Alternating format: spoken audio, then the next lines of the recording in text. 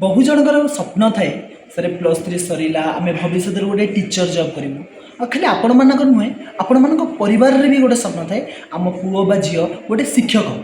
हो ये शिक्षक होगापाई प्रथम तुम गोटे स्टेप हूँ बीएड क्वालिफाई करने दरकार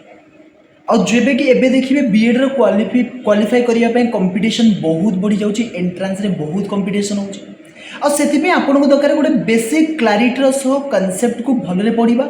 आउ एंट्रांस रे भल स्कोर करवा तो से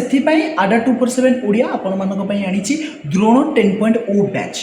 जो थे कि आपण मानक सार मैंने पूरा बेसिक क्लारिटी सहित मोक टेस्ट प्रैक्टिस क्वेश्चन सह प्रैक्टिस करेंगे लाइव क्लास मिल रेकर्डेड क्लास मिल मोक टेस्ट मिल पीवाईक्यू क्वेश्चन एनालिसिस मिल सब किसी गोटे बैच मिल एबे सेल्स चली जो थे कि मैक्सिमम डिस्काउंट आप यूज करेंगे YT57 कूपन कोड को आज आपण बैच एनरोल करूँ आज पढ़ा स्टार्ट कर दिंतु जमीक एबाजिक आप गोटे सिलेक्शन निहाती भाव में ने